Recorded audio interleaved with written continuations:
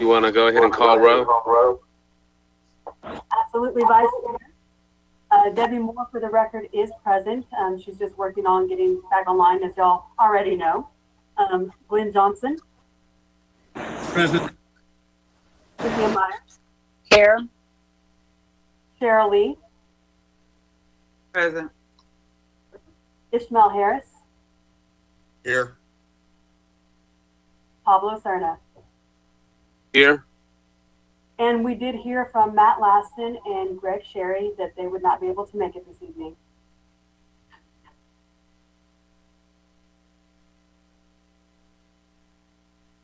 Okay, give me a second to pull up the agenda. 1 second.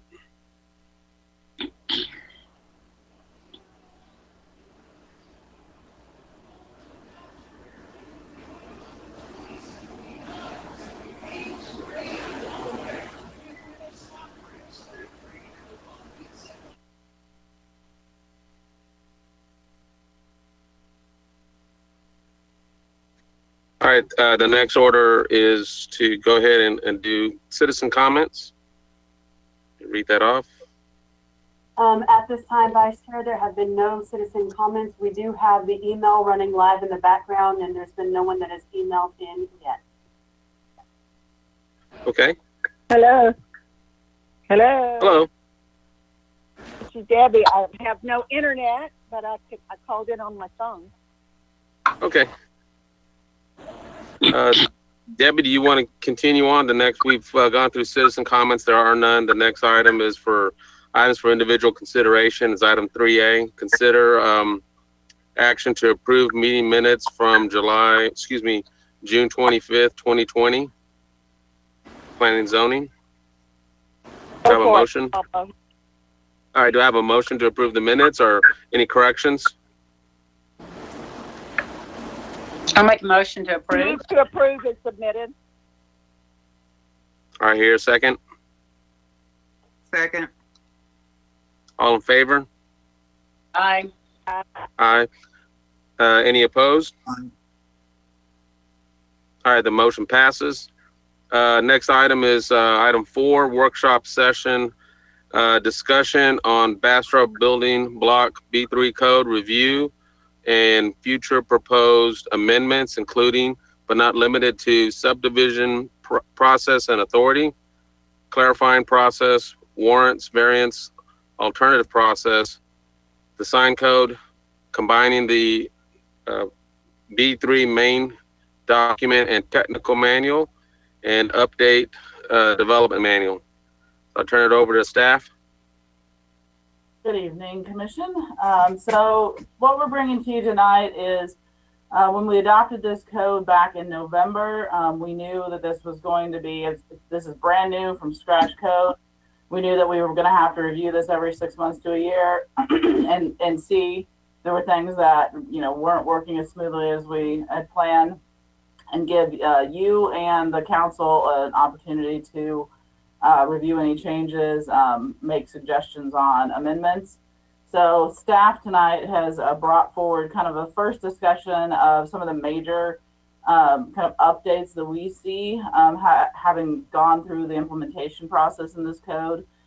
We've been working with Simple City and Matt Lewis we've sat down, we've gone through kind of our list, looked through different sections. Matt's been involved in some of our development review meetings and our pre-development meetings with applicants, so we can really get a feel for how this code is actually being implemented and any improvements that we could make. So tonight I've kind of just narrowed down to the first, kind of four larger topic areas in the code that the staff has seen some improvements that we would like to propose. So the first thing that we've looked at is subdivision. So this is a combined code, but it does have elements of the subdivision ordinance and the zoning ordinance in this code that work together. The first thing, and the assistant city or acting city manager, Joe, presented at council a couple weeks ago, talking about that we've had some concern in the ETJ that we have in the city limits. Well, let's go back. We have subdivision authority in the city limits. we have our statutory 1 mile ETJ. Then we also have the larger voluntary ETJ Area A. There's a second part of that ETJ that is reviewed by Bastrop County. So that you can see on this map, the white area in the middle is the city limits. This darker green area is our statutory 1 mile. It's 1 mile from the edge of the city limits. And then the kind of middle green area is our Area A. The lightest green area going towards Travis County is the Area B that the county subdivision regulations apply to. So within our code, we have several exemptions and exceptions that allow people to develop or to subdivide land without having to go through the subdivision process.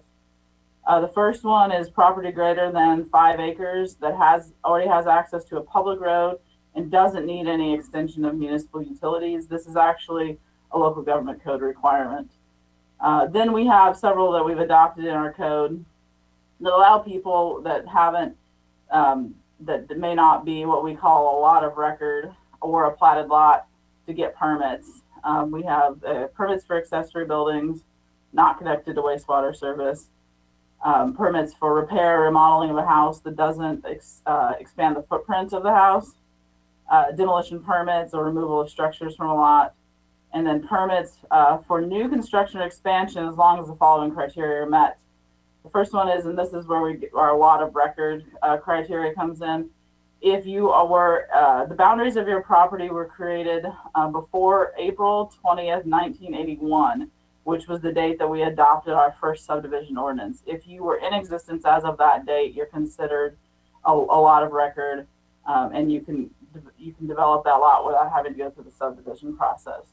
There is an exception that we added in the code that that if there are additional easements or right-of-way dedication, you may have to plat. The other exception, and this one was new with the B3 code, was we added an exception for infill development.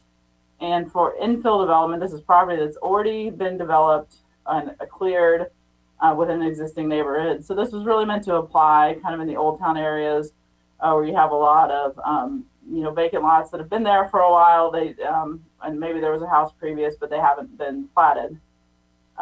If they are doing the construction of a residential dwelling, they can get permits for expansion of that building for up to a maximum of 50% of the original floor area. So if you have a house and you want to add on another room or a deck, you don't have to go through the platting process, even if your property boundaries have changed since 1981.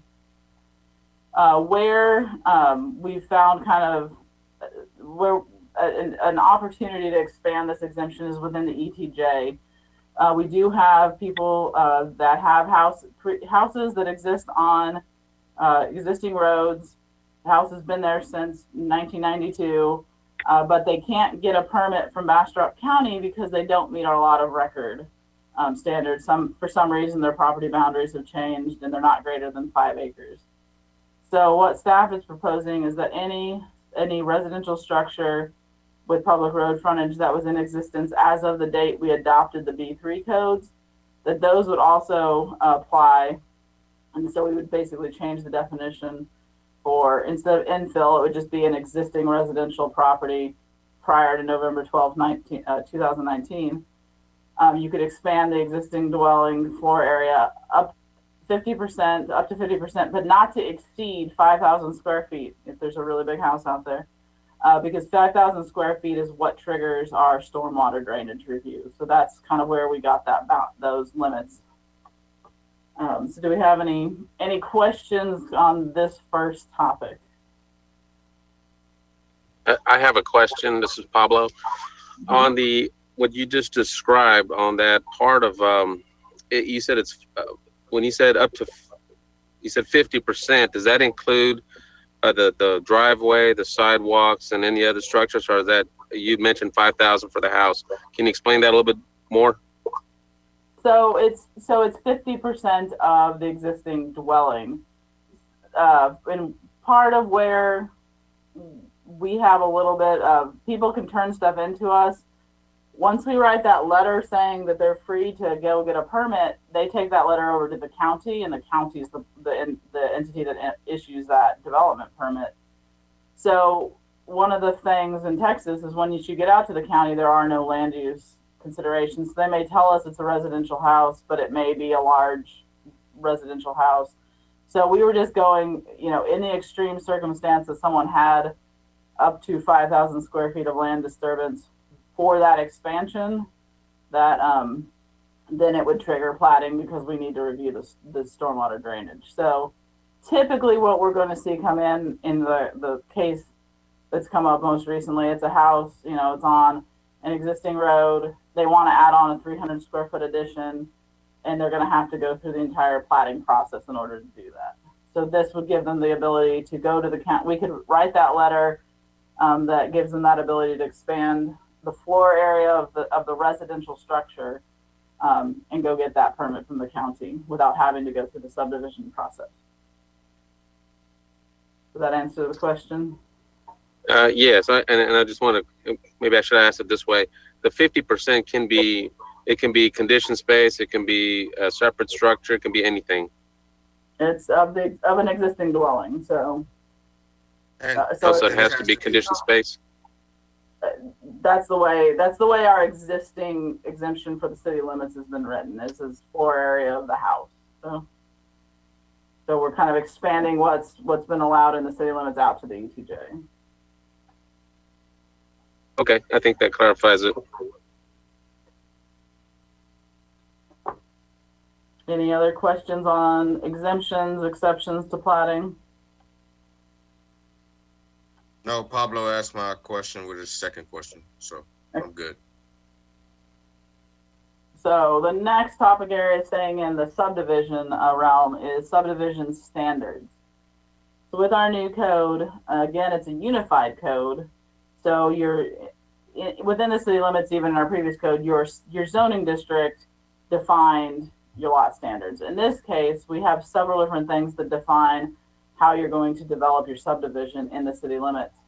The first being your character district. We adopted the character district map, and those different character districts defines whether or not you're allowed to do a traditional neighborhood development style, a village center style of development, or a clustered land development style that have specific kind of street grid, place type allocations. And so that would define your subdivision within the city limits. You also have your place type districts that also define kind of how you want to lay out that subdivision, because you have different building types that are allowed in each place type. We have two other factors that affect the city limits, but they also affect the statutory 1 mile ETJ, is we adopted a street grid with the B3 codes. The street grid laid out a gridded pattern throughout the city limits and the ETJ that establishes the farm lot structure, which is the 720 by 720 grid, which are our larger roads. And then within that, your subdivision would need to break down the blocks into 4 building block lots, the 330 by 330 grid.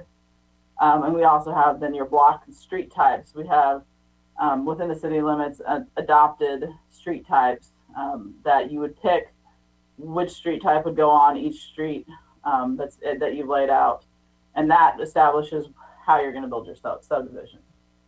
So that being said, within voluntary area A, since we don't have any of those things, we did not adopt the street grid past the statutory ETJ limits, because this is part of our master transportation plan, which our master transportation plan and our future land use plan, neither one went outside the statutory ETJ.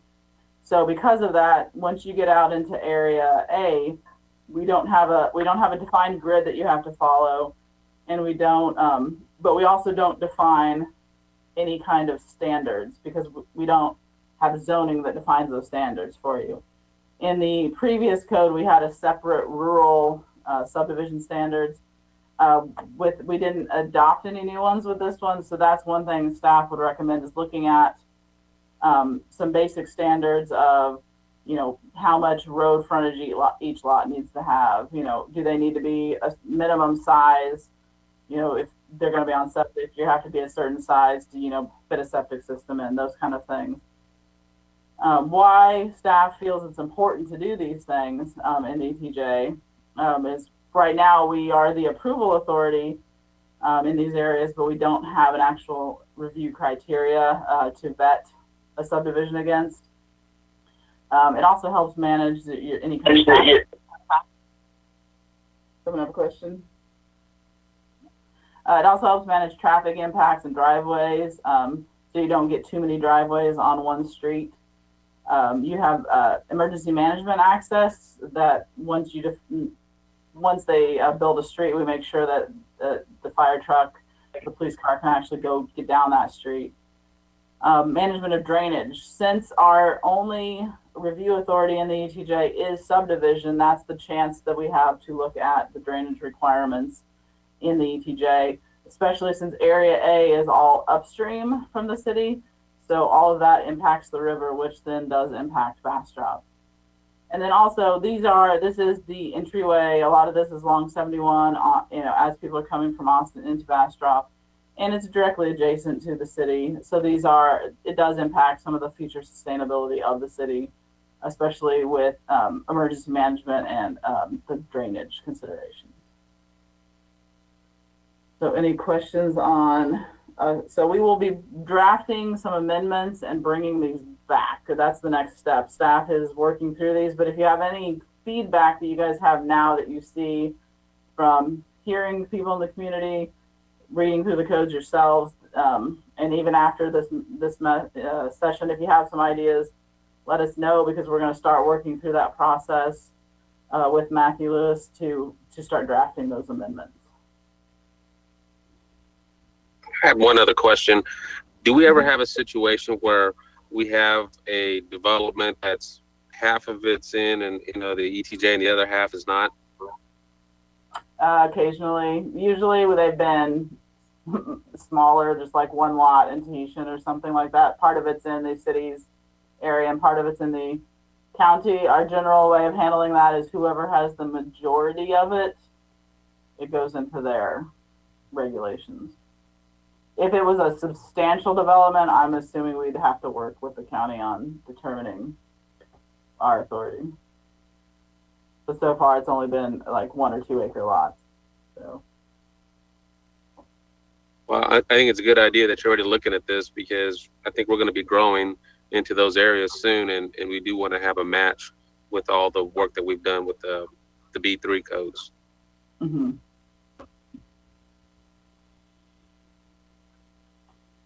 Any other questions or comments?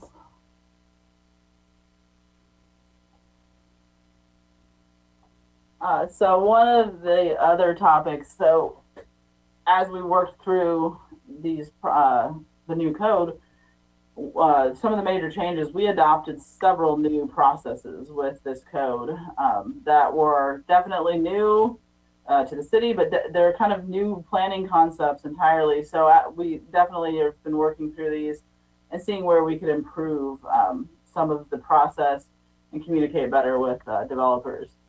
So one of the first processes that so far you haven't seen any come through because we've been talking to people on them, but these take a little, these are large scale rethinking of areas in town.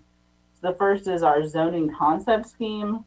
This label and process is what replaced a normal just rezoning. In the past, we would have just called it a rezoning. Now we call it a zoning concept scheme, because when you do that process, you're establishing a mix of place types in your development that meet the type of development pattern, your traditional neighborhood development, your village center. And we're also looking at walkability and within pedestrian sheds, that we have a mix of place types that meet all of those goals of the B3 codes. Since this is this would change your place type zoning. This goes to P&Z for review and City Council for approval through the standard zoning process established by state law. We have a second process that we adopted, the neighborhood regulating plan. So this is required for a development that's over 3.4 acres but does not require a place type change. They already have a place type that meets the mix for that area, but it's a large enough chunk that they still need to establish their blocks and street layouts. This actually gets reviewed and approved by the Development Review Committee, so administratively, unless for some reason it isn't meeting the intent of the code, or the staff doesn't feel it's meeting the intent of the code, then it would get forwarded up to P&Z and City Council. We've also adopted a new process called warrants. So warrants are small changes to the code that, because of some specific reason, they don't work within that development. These are administratively approved and reviewed. And what the criteria for these warrants is to meet the three main intents of the B3 codes, which were to be geographically sensitive, fiscally sustainable, or authentically Bastrop. So even if one good example is we have our street grid and we have, a 330 block structure that you need to be meeting, and you need to move that road over, 20 feet, 50 feet because there's a large creek in your way. That would be a geographically sensitive reason why we needed to move that street, and you're going to have a slightly bigger block than the 330 block. Within each chapter, there are other specific intent statements that you would also have to meet if you're trying to get a warrant for one of those things as well. Sign code is one that has its own, first statement out is what is the intent of signs? Why do we have a sign code? So they'd have to tie back any requests they're making to those intent statements. We also have variances, and this is where we want to make sure in the code we're very clear on what's a warrant and what's a variance. So there's no question when a developer, an applicant, or citizen is just reading the code. So right now we have some sign variances that can be administratively approved, but most sign variances and all zoning variances would have to go to the Zoning Board of Adjustment for review, and in that they are the deciding body for that. So anything past that would have to go on to court. Their decision is final. One of the trickier things with a unified subdivision and zoning code, which the B3 code is it's sometimes hard to separate out what's considered a zoning standard and what's considered a standard that isn't tied to your zoning or your place type district. So we want to make sure that we're applying those correctly, that things that can be warrants, but those few things that definitely need to be variances and comply with state law, that we're processing those correctly. So we're just going to we've been talking through different parts of the code and thinking through anything that could be confusing for someone else reading the code. These are the processes that are not in the code currently, but we'd like to entertain and possibly adopting these into the process. One is an alternative process. When we adopted this code, after we've been working on it, the state passed House Bill 3167, which required a strict timeline for approvals of specific plans, which included plats and site plans. With this strict compliance that we had to follow, we adopted a strict schedule and a process that defined that broke out the different elements of development, so that you didn't wrap up the drainage, which doesn't need to be on that 30-day timeline, broke that out separately from the plat. So, and the code very clearly defines that you have to go from drainage to infrastructure plans to plat. You have to have one approved before the next. Through House Bill 3167, there were two exceptions for the shot clock rule, is if the applicant voluntarily waives the timeline, so they don't have to submit on the schedule that we adopted. I mean, that one's pretty clear, and that's something we have allowed people to do on occasion. But it also allows for an alternative process, which we did not adopt and had not entertained because this came kind of late while we were discussing the B3 codes. But an alternative process would allow you to possibly combine some of those elements that we right now keep separate to make sure it meets the timeline. An applicant could voluntarily waive the timeline and opt for that alternative process if we had one. Currently, we do not. So that's one thing we'd like to look at. It would give both applicants and staff some ability to tailor some of these projects when it's appropriate. The last one is, and this was something we talked about a lot during the code, but didn't clearly define what it looked like. So if something's not allowed in the code, but you still think it's a good idea and you think it meets the intent of the code, we talked about it as doing different. So if you wanted to do different, you could come to P&Z and City Council, make your case, and they could approve it.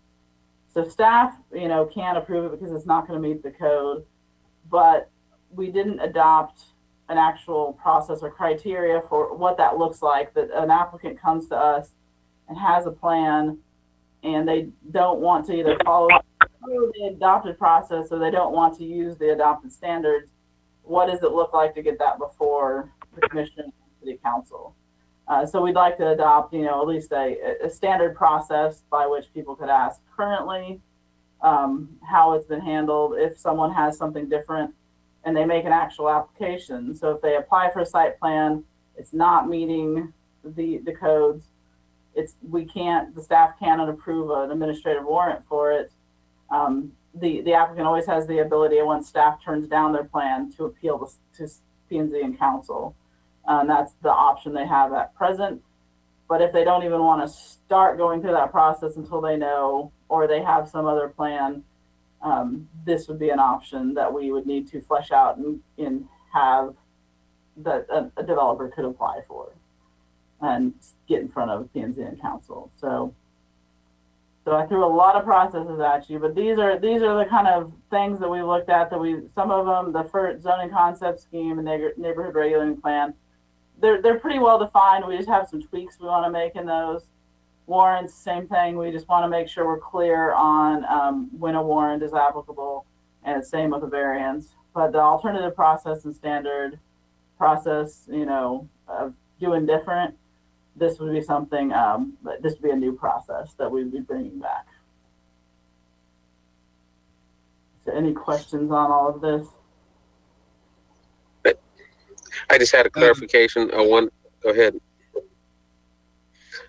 The question I had was on the shot clock. You had indicated that that time frame. I know the first part of it is they apply for a plan. They show how they're meeting the place types, and is that the shot clock or is it the whole process? How does can you walk through that a little bit?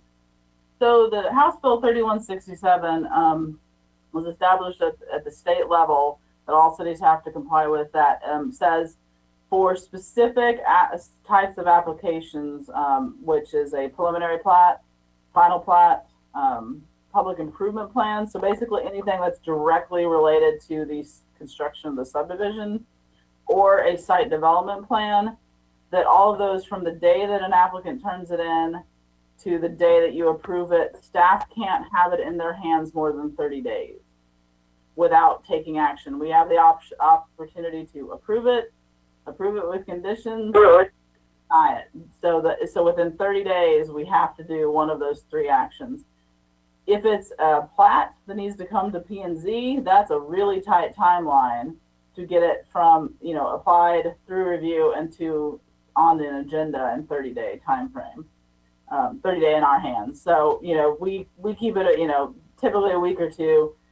It's got to, goes back to the developer. They turn it back in. So the clock stops once we hand it back. But the minute they turn it back into us. So that's why we adopted a timeline that you could only apply on specific Mondays. Certain plans have to be turned in on certain Mondays, because that gives us the ability then to get it reviewed and get it on a P&Z schedule. So that's what the shot clock bill refers to. Most of the developments around here did not have a problem with our existing timeline. So a lot of them voluntarily waive that timelines in order to, because right now our application day for plats and site plans is 1 day a month. You have 1 day, you get those in. You don't make it, you're pushed to the next month. When they waive that ability, then they can turn it in on any Monday. But then we're not held to the strict 30-day compliance. That being said, it still doesn't take, this was in response to other cities that were taking a year for people to get through a process. So, unfortunately, the state kind of treats the big cities and little cities all the same, even though we all have different resources to get this done. So this was the solution that Bastrop came up with to make sure we complied with state law. Does that make sense? Yeah, that makes sense. And thanks for clarifying that.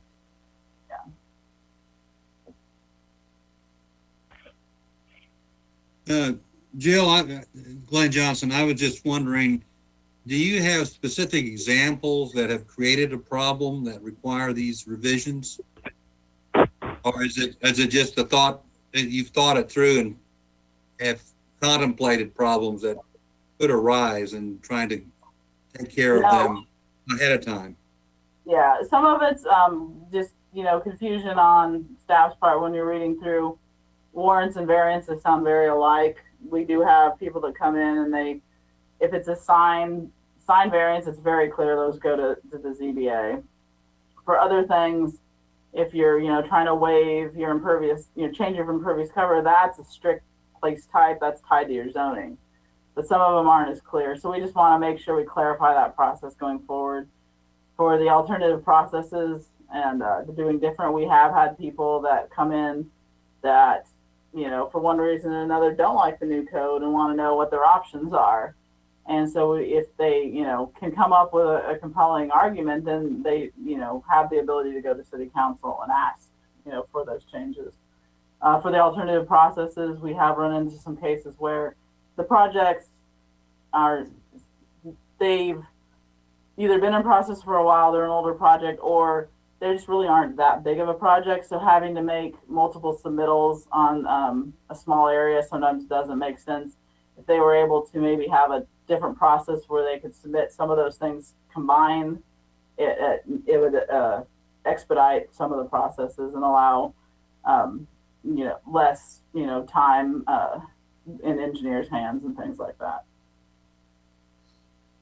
Has the code been generally accepted, or are we?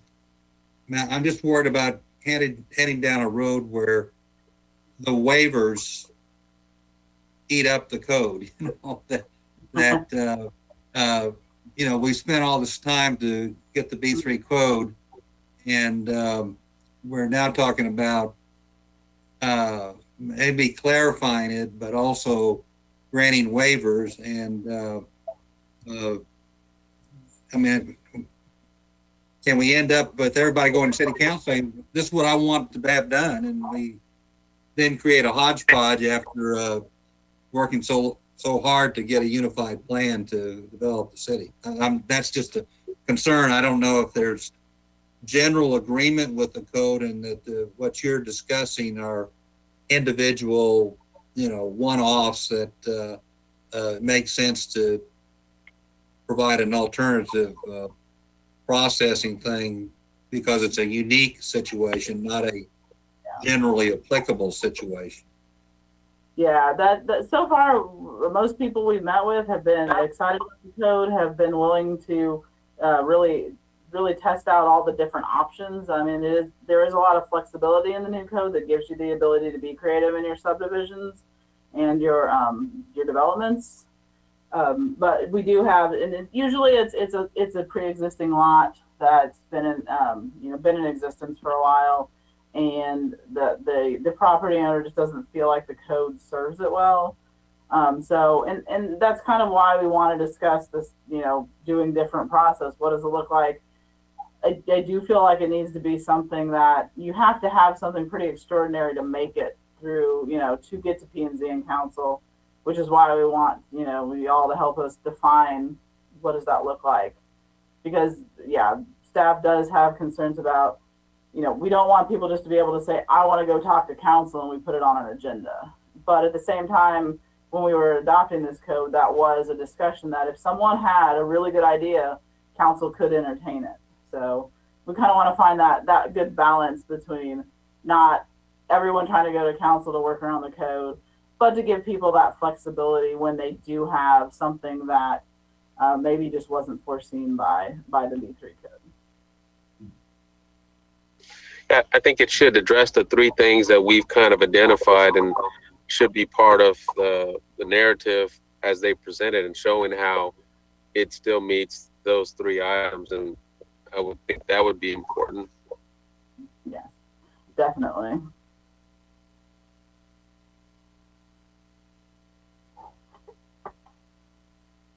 Any other comments? Any other things you've heard about the process or things you've read? I know P&Z hasn't seen a lot of the code yet. You've seen a lot more plats than anything so far. But we're early in the implementation at this point. We're in, not even a year into it. So I haven't interacted with anybody yet that's given us or said anything. I don't think it's had a real chance to sink in yet. Can you tell us what since I know we've been in a little bit of a shutdown or work from home scenario, but how have the permits looked like since March? Well, actual permits, new construction permits, we are way ahead of where we're processing. We've been, Debbie can speak to this because she's getting to process them. Every other Monday, we're getting at least 20 new home construction permits. Pecan Park is building out pretty quickly. We've got Piney Creek Bend that'll bring in the second phase here in a month at the next meeting, actually. So, and we have developers definitely looking in the ETJ, and then we've definitely had a lot of multifamily developers looking at the city. So there's interest, and I think especially as we continue to see more of Austin new developments and employment centers moving out closer towards Bastrop, I think we'll just continue to see more interest in the city. And Pablo, just to speak to your question, just as a fun fact, a fun aside, gosh, over the past 2 weeks, we've gotten about 30 new single-family builds, just in the past 2 weeks. And then last month, we had over 25 new single-family builds, all going, of course, in planned development communities, most of them, not a lot of infill, but yeah, we are definitely rocking and rolling with the houses coming in and the permits being issued. It's been quite impressive to me how even in the midst of COVID, it has not slowed down. It's actually picked up, believe it or not. Yeah, I think the Tesla announcing where they're going to build, I think I can only see that helping us kind of grow like we anticipated. Exactly. So if we have any more questions about process, we can hit my favorite topic. No, just one, Glenn Johnson, one more suggestion. If there is a waiver process, it ought to be made clear, because I had a citizen trying to understand the code about fencing, and it was not clear that one of the part of the code says that there was no exceptions to the rule, which I thought was interesting, but that it appeared that an exception was made. But apparently, because the development team approved it, it was okay. But there's people that just read the code and see a rule, and the rule says no exceptions. Then if there's a waiver process that's being contemplated, that needs to be changed, and we need to find those clauses. Otherwise, there's going to be a lot of heartache about somebody getting something done because, for whatever reason, people think they might have gotten it done, whether they know somebody or whatever. But, when there's some parts of the code that have, especially in the historic districts, have no exceptions on fencing and frontline fencing, but someone thought that there was an exception granted because of the development team approving that. I'm just saying that whatever we plan, it needs to be clear that there's a process. And if there is a process and it is a difference in the standard code, there ought to be some sort of notice to adjacent landowners or whatever about that when the development team is granting a waiver or a new process or something that's different. Just to put that in the pot as you stir it to come up with new procedures. It would seem to me that notice ought to be given if people are relying on the code to provide the way the city's going to develop, and all of a sudden lots of different exceptions start happening. That frequently creates problems in all sorts of cities, not just Bastrop, but how did you get that done? I couldn't get that done. So, yeah. And that is one thing that definitely staff is striving for, is that consistency, that, that the decisions are made the same, same way, or at least on the same basis, that the same information is being considered. So right. That is important. Yes.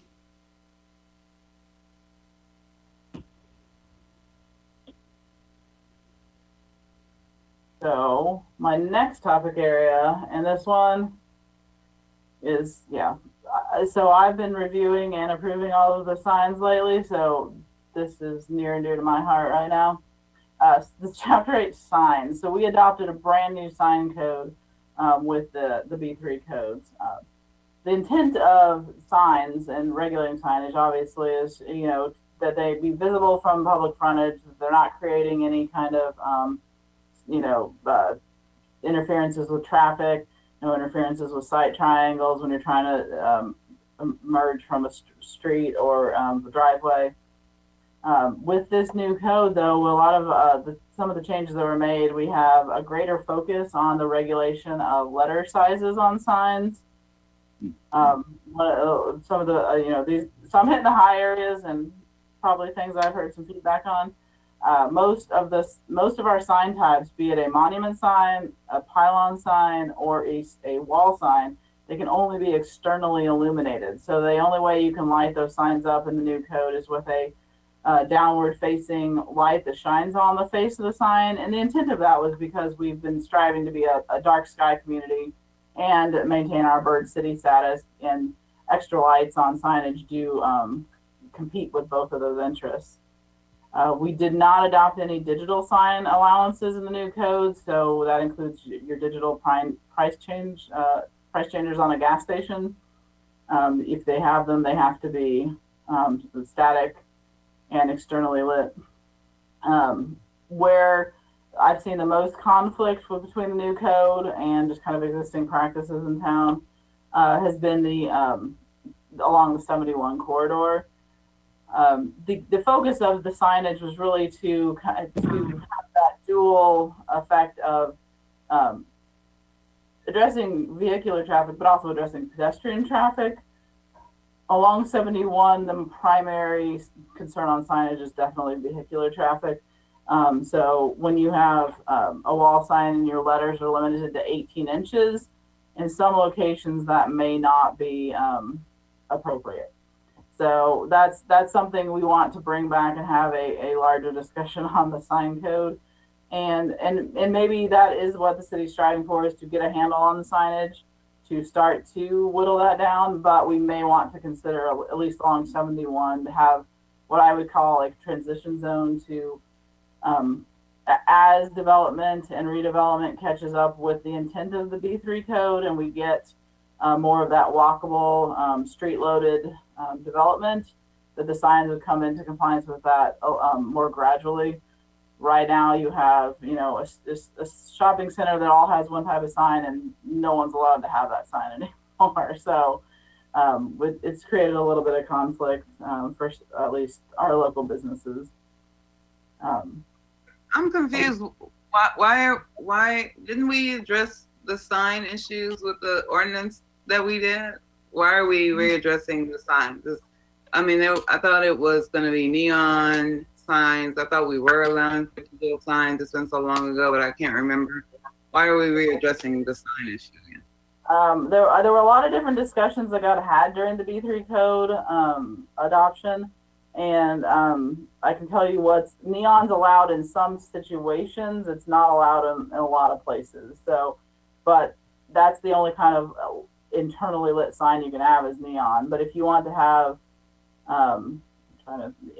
any of the signs along, so I'll take for example, because I already have them talking at me, the new Quick Trip that's going in at 71 and Jackson Street. When they come in for their sign, they can have a 35-foot tall pylon sign, but it's going to have to be externally lit. So they're going to have a light that shines down on it externally. It cannot be lit up from inside.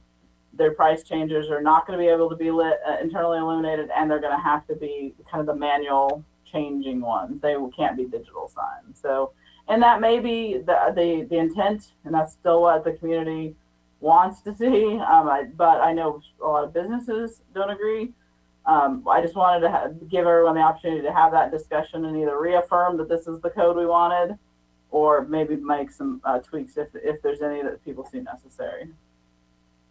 So we're reviewing the sign codes that we had already established, I thought.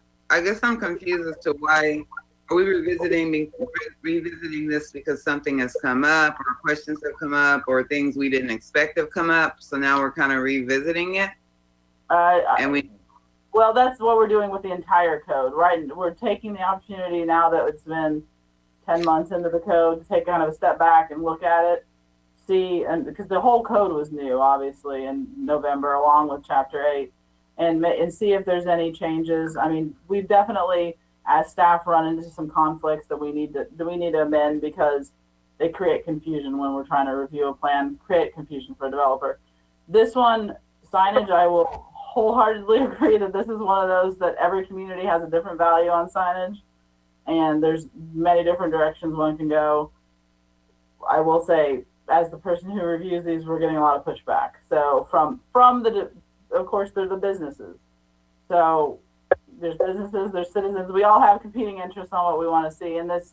But that's why I put it on the list, because there's been a lot of questions. Like we had at the last 2 weeks ago council meeting, St. David's Emergency Center along 71, they wanted to remove their existing sign and put a new sign up, but the new sign was going to have to be externally illuminated, and they wanted to be able to have that cabinet sign that that shined from the inside, that made the sign glow. Basically, they had to go to council to get that approved.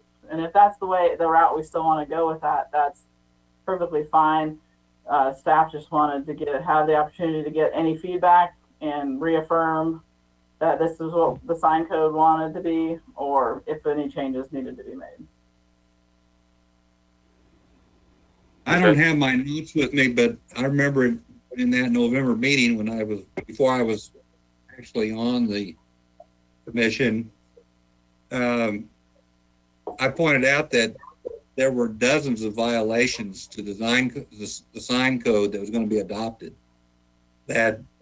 And I don't know if that meant they were all grandfathered, but there's you just drive up and down Highway 71 and every other sign, one thing that amazed me, and it may have been taken out, was that you can't use your merchandise to advertise your business.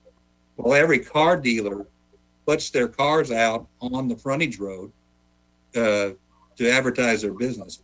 So I'm agree. I think that we need to look at the sign ordinance and decide whether or not it's appropriate, because there's a lot of inherent violations, which I guess we say are grandfathered because they've always been there. But the way the ordinance is written, some of them aren't grandfathered, it seems to me. So I'm surprised there's not been more complaints about the signs not complying with the sign code that was adopted by the council and the P&Z. Yeah, so any sign that was legally in existence on the date that we adopted the B3 code is considered grandfathered. So it can continue in its current use until they have to take it down and replace it. And that's where we're starting to see some conflicts, is when people have to come in and they want to take down their entire sign and replace it, and they cannot come back with the same type of sign they had before. So. Yeah. Okay, so you're saying that what we're doing is pretty much just going off of a learning curve from when we first adopted it. So when are we gonna make it like official to where we're not necessarily gonna go back and have to revise so many things? So all codes are a little fluid because the markets change. Obviously, development conditions can change over time. Our hope and staff is that we try to address the major changes this year, and then come next year, we'll do an annual review. That's one thing council committed to, is kind of an annual review of any policy changes that need to be made in the code, and then any code amendments that may be made from those policy changes. But I would say within the next 2 years that the code should be pretty set, save for any major shifts in policy direction or major shifts in development trends that we haven't anticipated. Luckily this code was designed to be able to be flexible enough to go with those shifts in development. So my hope would be in 2 years that we would not be coming back with substantive amendments to the code. Okay. Yeah, because my concern is just I don't want to have to continue to have to fight with people finding loopholes and finding a way to light up everything, and we're still going through the situation of trying to keep it, not so lit up, and keep the bird sanctuary going on and all that. So I want to make sure that we're able to set something, and this is what it is. We have the council's backing, and if you want to put up a sign, you have to adhere to this. Good luck with the loophole. Yeah, and that will actually, honestly, I think that'll solve a lot of the problems. The commentary I've gotten from people is, well, like, did people realize what they were adopting? Well, we're going to discuss it. Yeah, we realized what we were adopting. This is what we want it to be. So when people want to make that pushback, they get a consistent answer of, no, the community values, having the low light levels, and values having, signs of these sizes and types. And then the businesses and sign installers will just have to, take that for what it's worth and come up with their own better designs for signs. So it's just a radically different sign code than our last code. So that's Yeah. I So Go ahead, Cynthia. You're good. I just want to back up what Ishmael said, because if we continue to debate and take in every comment that everybody has a concern or wants to change, we're never going to have a piece of work that we can just stick to. I really think it's important for people to know exactly what it is. We can be flexible. I do understand some situations, but we've worked on this a long time, and we came up with these ideas very thoughtfully, and I think we really need to stick with, like I say, I get exceptions, but I think I'm going to back up what Ishmael said. We really got to be pretty concrete on a lot of things. And I would like to know I would like for us to be able to know what's prompting these changes. Like why, because I could have sworn we had agreed on digital signs, but putting some restrictions on it. So I would like to know what's prompting the revisions. I'd like for us to be able to discuss that, what's causing that. And then also, I think that it would be good if we have some examples of some signs Commissioner Johnson is saying that are not in code, so that we have a good understanding of what that looks like. But I'm in agreement with Ishmael and Cynthia. I think I would just like to know why are we changing it? What's prompting these changes? And because we're being given this information, but not really clear on why. Yeah. Or So, and what the old written language was. So if you're changing the language, what was the old language? mhm. Well, so that's what kind of why I wanted to have that conversation, because there was a lot of back and forth on should we allow digital signs, should we not. The end result of what got adopted was that we do not allow digital signs. So there were, like I said, there were a lot of different discussions had at P&Z and then at city council level. The end result was this is what we ended up with: no digital signs in the code, and that's kind of why I too remember those discussions. So I kind of wanted to revisit: did we intend that? That was where we landed, was no digital signs, because different people remember different things from those discussions. So just wanted to bring it up. So the next meeting I can bring back some more examples and specific. I can bring the what's in the sign code. I don't know if you guys have had a chance to look through, but definitely look through Chapter 8. It's got some good visual of what signs are allowed, and you can kind of see where the direction of the code's going. But then compare those to the signs that are in the community today, because they're vastly different. So that's just the pushback. It was a big change. People are not, they haven't gotten used to it yet. And if P&Z and council feel that the code is as it is, what the community is striving for, then that's what it is, and everyone's just going to have to turn in signs that comply with the code. So, does that make sense? just giving you all an opportunity to hear, to revisit if you want to. If you don't want to and you want to leave it as it is, that's perfectly fine. So. The only comment I had was I had hoped that, and it didn't get adopted. I remember it when we were talking about it. I do think there's going to be substantial growth, especially now that Tesla is coming. And there's some places that have adopted what's called a scenic corridor, and they try to really keep the natural aspect of those areas before, in anticipation of development. And we're seeing issues now with signs. And I can, if you want to we can try to get ahead of that. Maybe we could designate some areas, and that could be up for discussion. But maybe anticipate those areas, maybe 304, 969, or certain areas that we want to keep. Maybe even 21 along the state park, just to kind of look at those and say we really need to watch these areas. That's just my 2 cents. Yeah, I agree with you on that, Pablo. I second that. I think that's a great idea to do that, Pablo. Yeah. But yeah, keep in mind that pylon signs with 35-foot tall signs are only allowed on 71. So you can't have those on 304 or 969 currently. So, and we don't allow any new billboards in the city limits or ETJ. So we've already started some of that transition. Some of that carried over from the previously adopted code too. So, But that applies to the corporate, or does that go out to the ETJ and beyond? we adopted it as the entire ETJ, so technically it even covers Area B.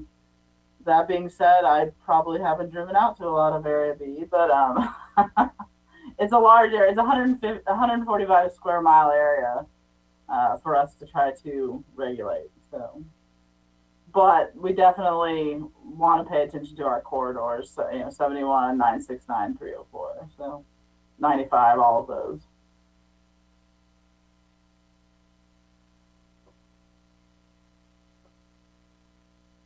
So for the next discussion we have on signs, I'll bring examples. And yeah, luckily the sign code's not super long. It's it's pretty easy to read and understand.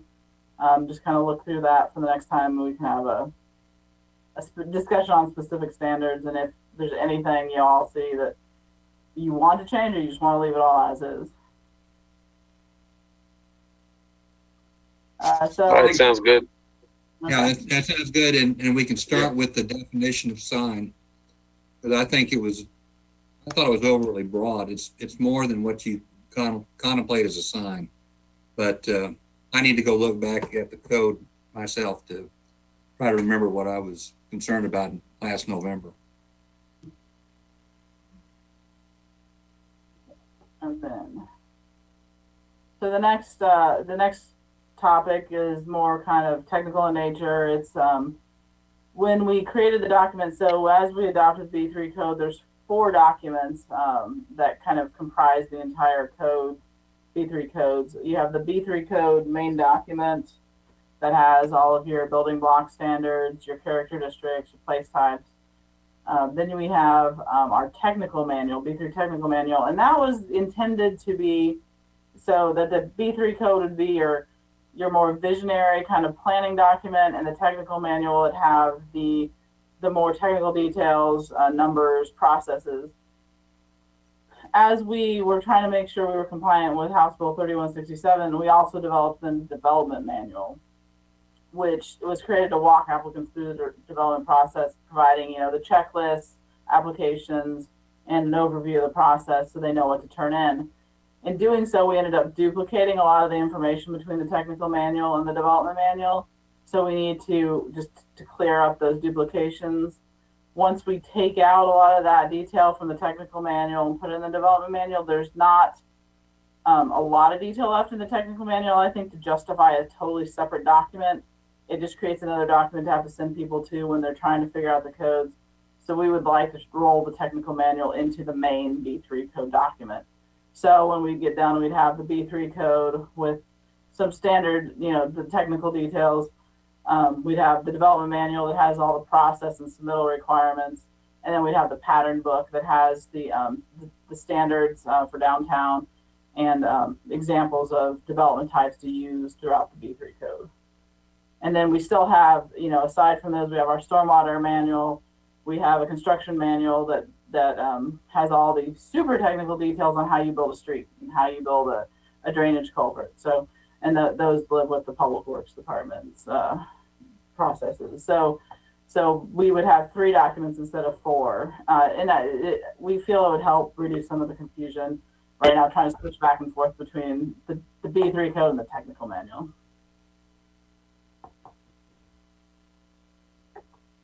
Any concerns about doing that? It's like I said, it's kind of more housekeeping in some ways.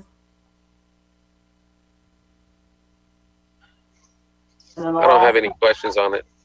Okay. Yeah, go. If it makes it easier for y'all, I'm good with it. It makes sense to me. It makes it easier also, I think, for the developer.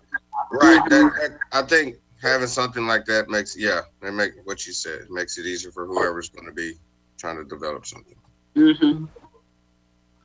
And then sorry. No, I just said I agree. Did we look into some type of online? We had talked about doing some type of online, kind of online applicant process where they could kind of click on a few things and it would automatically guide them to where they needed to go. So we're in the process of working with our communications department to create some of those on our website.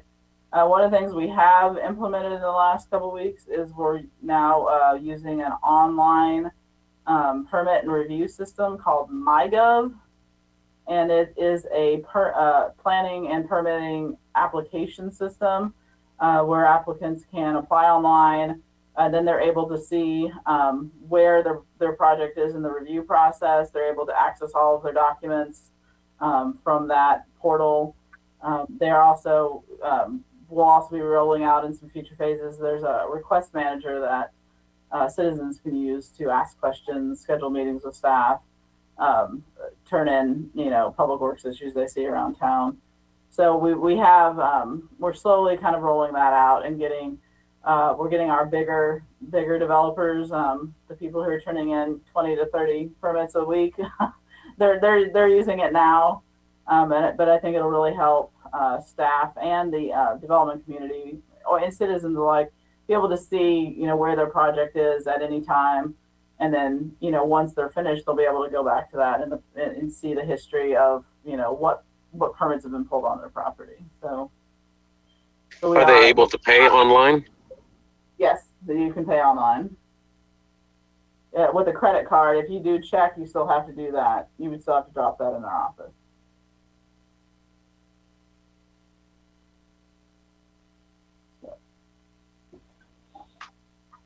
But that's where it'll really help, which of course we just started using it, so we haven't gotten there yet, but as for our inspections, are your plumbers and HVAC guys, they can all request their inspection on the portal. They can see when the inspector's coming. They can see when they've resulted it and whether or not they passed or failed.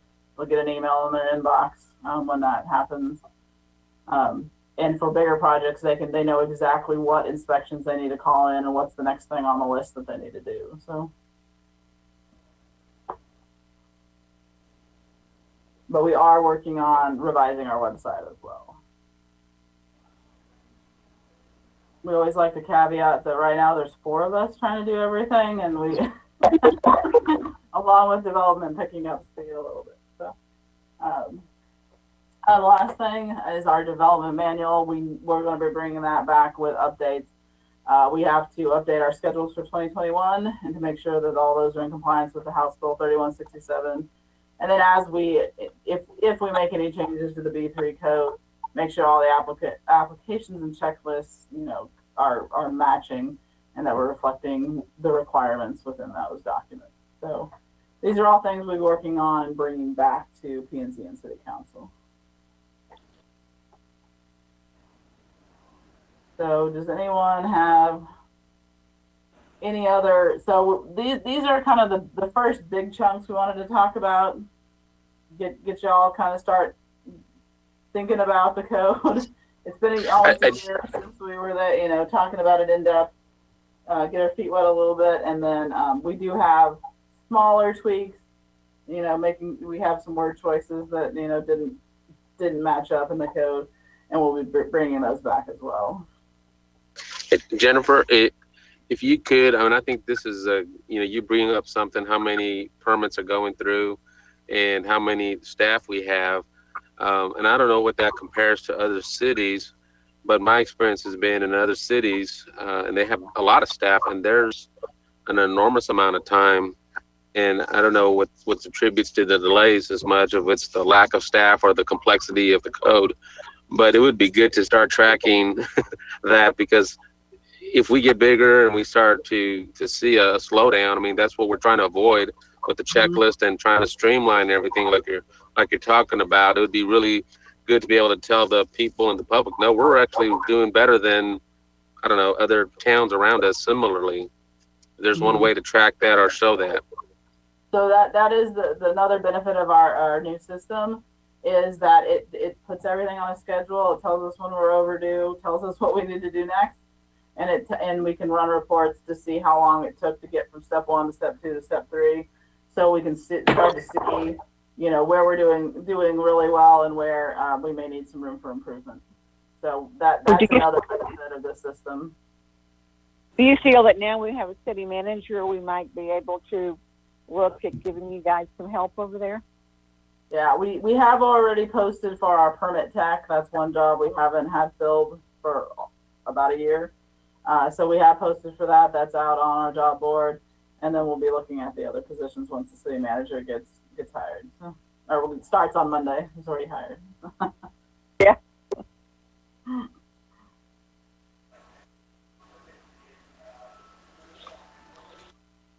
Any other questions on doing a review of the B3 codes? Or any other topic areas you think about something later? Definitely let us know. Yeah. Glenn John, the statistics that Viviana came up with, that would be interesting to track. That, as if we're looking at the code and how, I find it interesting that we had 25 single build applications last month and 30 this month or whatever.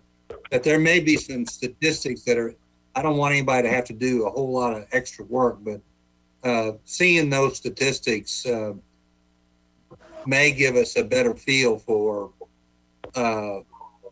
need for staff or managing the advising on how to manage the whole planning process. And I'm not sure what all statistics you have already that you keep, but I just found that interesting. That kind of amazes me that in this period of a pandemic that we're, there's over 50 houses that are now being single built in Bastrop. And Queen Johnson, just to clarify, so that because I fact checked myself after I said it, I went and did a quick report in the background while y'all were talking, and so it was actually that we had 27 new single family builds in May, and then we had about 10 new single family builds in June, and then I fact checked for July, and as of right now, we're pushing 30 new single family builds for July. So yeah, we've been rocking and rolling for sure. Yeah.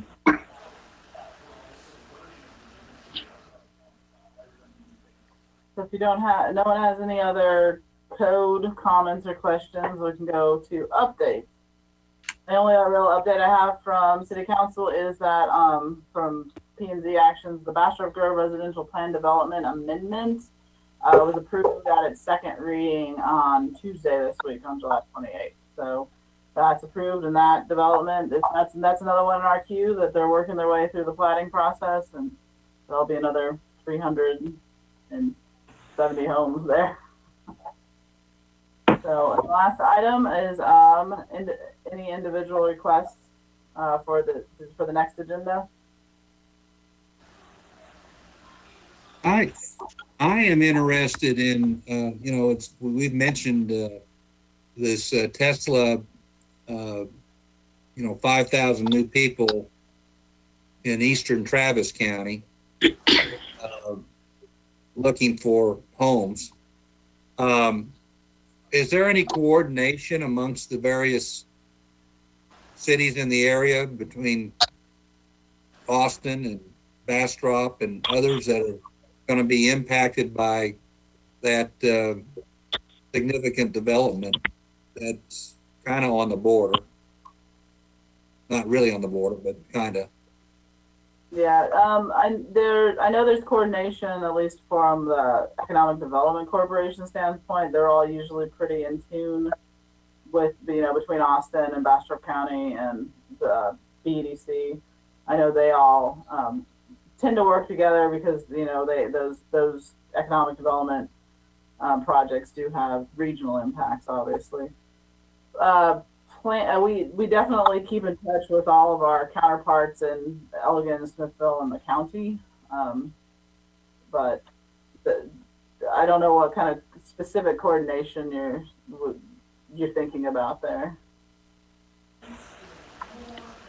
Well, I guess one of the issues that I have is I'm under the impression it'd probably be a lot easier for someone to build a subdivision in Bastrop County than in eastern Travis County.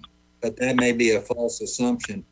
And I'm just, Pablo, I think, was talking about the delays in planning and development in other jurisdictions, that if we've got a competitive edge in that regard, I know we've got a competitive edge on the price of land, and if we've got a competitive edge on planning and development, a lot of that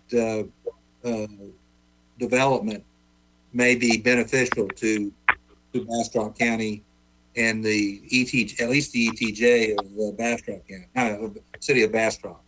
Mm-hmm. I don't know if there's anything that's going on, but if there is, that would be something that I'd be interested in hearing about. Okay, I can check with the county and see. I know they have to interact with Austin, definitely, because when on that ETJ map, which is part of the reason why our voluntary ETJ goes to the county line, is Austin's ETJ actually cuts into Bastrop County at this point, so they do have to have. I know the county I think is working on a local agreement with Austin. I may be speaking out, but they do have, the wide areas will, right at the edge are under Austin's review authority, the green under Bastrop County. So that's where you get some interesting, that they definitely have to coordinate with one another. So. And also, on another note, I mean, since we're talking about Tesla that way, there is the Velocity development that's going in out just 1 mile from Tesla, which is going to, from the last report I read, was 2,600 multifamily dwellings. So that's going to be a huge development just west of us, which is going to have HEB, big box. So that's another huge thing going in right close to Tesla. Right. Yeah, and I think my thinking was, if I can just say, my thinking was that if we're, one of the intents of doing the B3 code was making an improvement on how confusing our code was previously. And it would be good to, as a soundbite to say this is actually, is we're actually processing permits at this rate. And I don't know what that is exactly, but if we could start to track that, it'd be good to have that feedback so that we can, when we talk to people in the public or even our council members, they can see that and draw upon that. I think that's good information to share. Definitely.